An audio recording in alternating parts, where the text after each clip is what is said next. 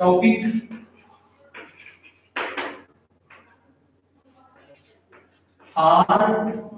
RDBMS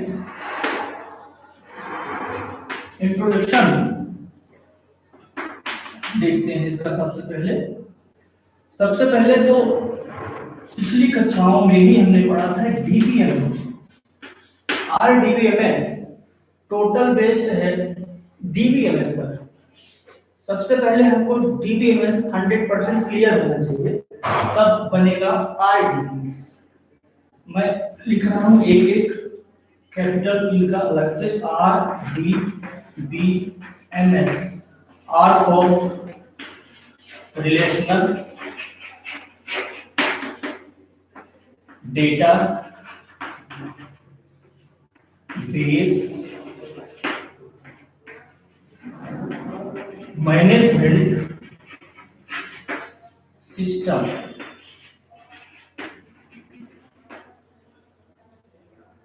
सबसे पहले database. Database is a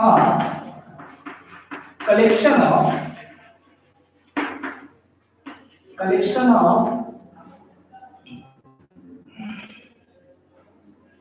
related data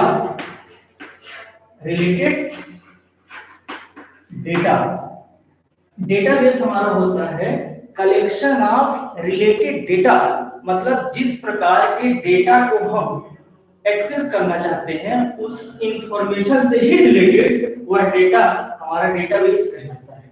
इसके बाद जाहिर सी बात है कि जिस प्रकार का डेटा हमें लेना है वह किसी न किसी मैनेजमेंट सिस्टम को सपोर्ट करे, वह हमारा कहलाता है मैनेजमेंट सिस्टम। ये पूरी प्रोसेस मतलब डीबीएमएस की जितनी भी प्रोसेस की जाती है उसको टेक्निकल तौर पे हम रिलेशन बोलते हैं। रिलेशन को हम RDBMS में टेबल भी बोलते हैं। अब table is the sense combination of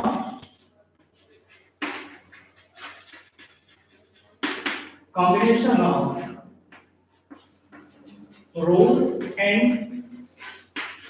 column। Table हमारा रोज एंड कॉलम का कॉम्बिनेशन होता है। कोई भी टेबल किसी पर्सनल डेटा से रिलेटेड हो सकता है, जैसे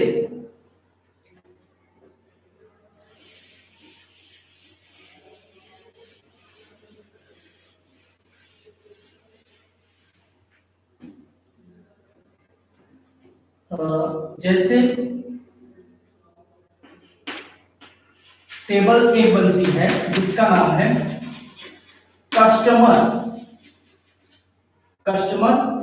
टेबल नाम से। कस्टमर टेबल में सबसे पहले तुम टेबल बनाएंगे। टेबल में हो जाएगा सीरियल नंबर फर्स्ट, सेकंड हो जाएगा कस्टमर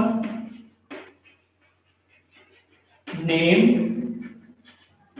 थर्ड कस्टमर की आईडी, फोर्थ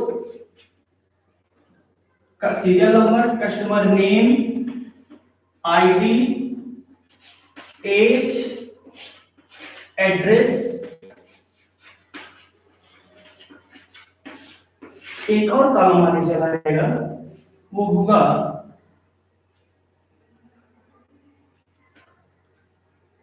सैलरी के नाम से। ये होंगी, अब इनकी एंट्री करेंगे।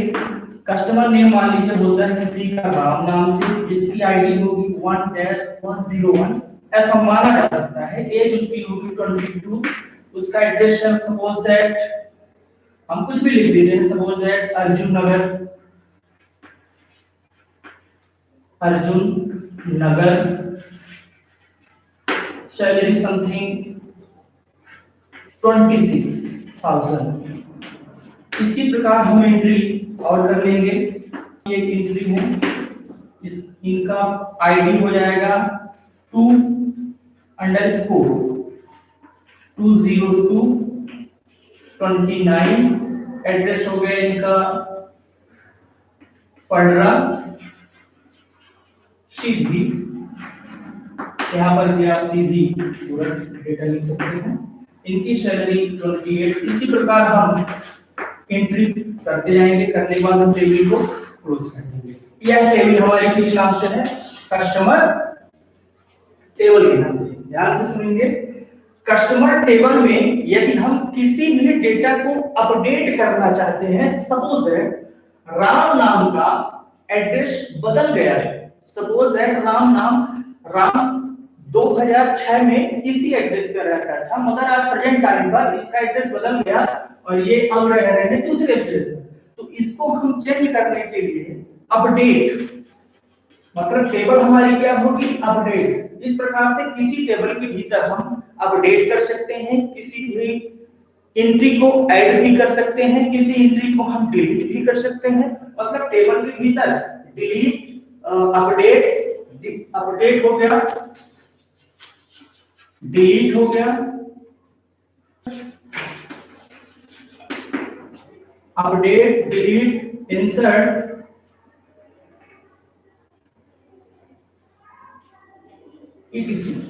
कितने भर कमांड है। ये पूरे क्या कहलाएंगे? ऑपरेशन।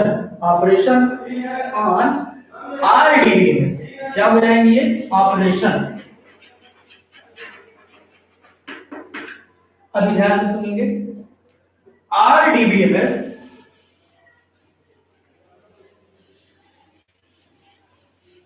आरडीबीएमएस में हम किसी भी कंपनी के रिकॉर्ड को बनाते हैं, अर्थात सेंस है मेरे कहने का कि इस धरती पर लगभग 90% डेटा जो हो गया स्ट्रक्चर्ड होता है। स्ट्रक्चर्ड कहने का तात्पर्य है 90% डेटा अनस्ट्रक्चर्ड होते हैं। अनस्ट्रक्चर्ड मतलब जिनका स्ट्रक्चर्ड नहीं है। सपोज दैट हम लिख लें वेब पेज। वेब पेज हमारा क्या है? अनस्ट्रक्चर्ड है। तो फिर स्ट्रक्चर्ड क्या हो गया? स्ट्रक्चर्ड होगा जैसे मान लीजिए यूनिवर्सिटी हमारी क्या है? स्ट्रक्चर्ड है।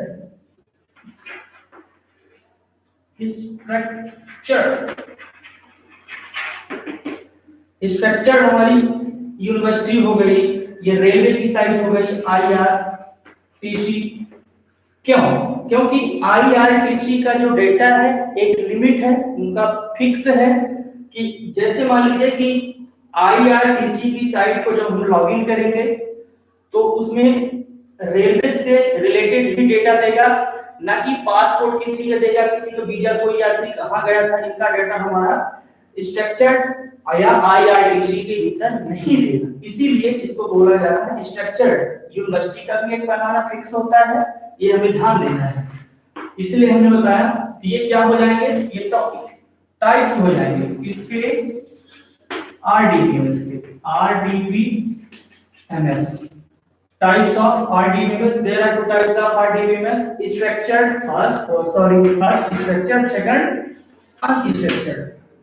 दोनों को हम आसानी से समझ सकते हैं, इनको अप्लाई कर सकते हैं। ये हमारे जीवन में भी बहुत यूजफुल है।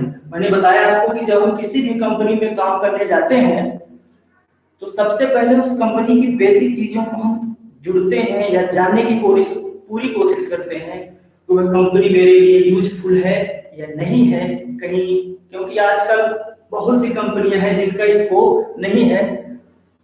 इसलिए बिल्कुल सोच समझ के कंपनियों को ज्वाइन करना चाहिए। आईआरटीसी स्ट्रक्चर्ड और अनस्ट्रक्चर्ड में और हो गए एग्जांपल आते हैं हमारे जैसे एसक्यूएल स्ट्रक्चर्ड क्यूरी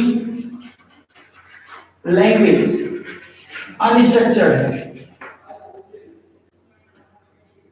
अनस्ट्रक्चर्ड है ओरेकल हो गया, ये सब क्या है?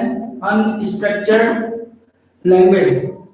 किसी भी टेबल के भीतर एक ये भी ध्यान देना है, टेबल भी मैंने बताया आपको रिलेशन के भीतर, किसी भी टेबल के भीतर कस्टमर की सीरियल नंबर तो दिया गया है मगर उनकी एंट्री नहीं की गई है, तो इस प्रकार का टेबल का कॉलम या रो नल वैल्यू कहलाएगी। यह पेपर में बहुत आता है, ऑब्जेक्टिव में हमारे ऐसे घुमा फिरा के बनाता है। तो नल वैल्यू जो होगी वो इसी प्रकार की होगी जिसमें एंट्री नहीं की जाती है, सीरियल नंबर रहेंगे मगर कस्टमर से रिलेटेड डेटा उसमें नहीं पा जाएंगे। इस प्रकार की एंट्री हमारी नल वैल्यूज कहलाती हैं। इनके भीतर देखिए कोई भी टेबल छोटे छोटे पार्ट्स में डिवाइड होते हैं। कोई भी टेबल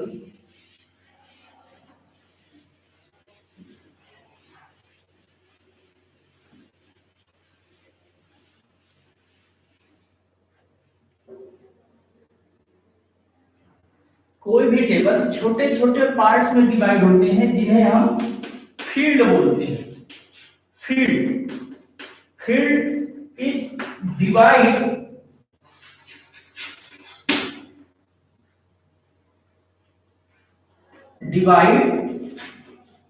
इनटू पार्ट्स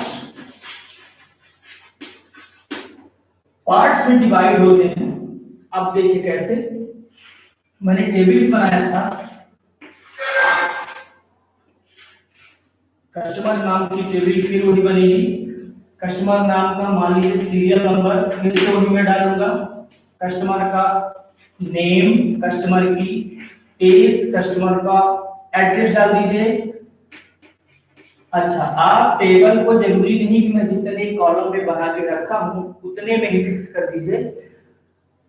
टेबल के रोज और कॉलम को आप बढ़ा भी सकते हैं आवश्यकता अनुसार। अभी हमने इतना ही रखा है जो थोड़ा सा समझने के लिए।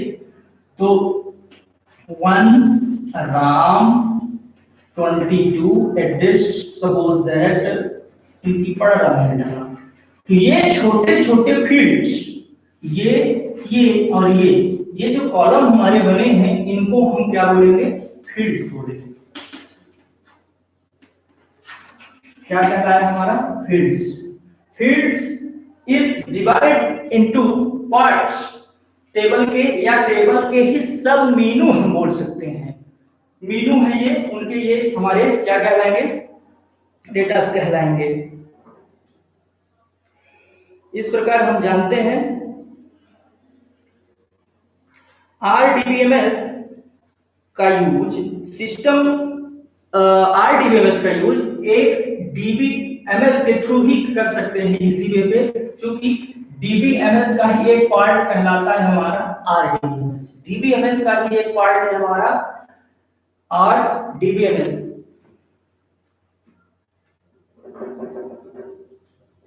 यह एक ऐसा डेटाबेस होता है जो कि डेटा को स्ट्रक्चर, मैंने बताया है, यह एक ऐसा फॉर्मेट होता है जो कि डेटा को स्ट्रक्चर्ड फॉर्मेट में ही सपोर्ट करेगा।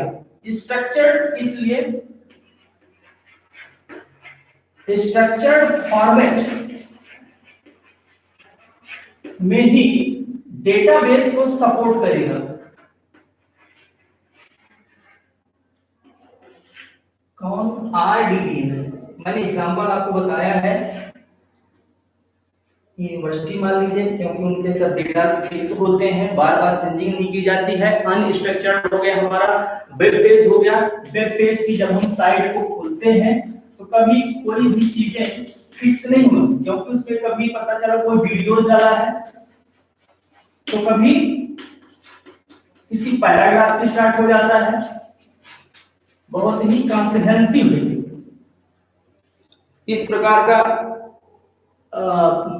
एक्सप्लेनेशन हमारा अनस्ट्रक्चर्ड के भीतर आएगा। स्ट्रक्चर्ड को हम कंप्लीटली हम RDBMS के नाम से भी कह सकते हैं। इसके भीतर हम डेटा की एंट्री करते हैं। डेटा में हम RDBMS में हम ज्यादातर कंपनियों का यूज हम RDBMS के थ्रू ही करते हैं। जैसे किसी भी कंपनी का रिकॉर्ड बनाना, आजकल गवर्नमेंट हो गया या नॉन गवर्नमेंट हो गया, दोनों जगह RDBMS का खूब यूज किया जा रहा है, क्योंकि जितने भी रिकॉर्ड बनाए जाते हैं सब टेबल के थ्रू बनाए जाते हैं। तो किसी भी कंपनी का रिकॉर्ड जो हमारे बनेंगे टेबल के ही थ्रू बनेंगे। टेबल में ही स्टोर होंगे, टेबल में ही सेव हो जाएंगे।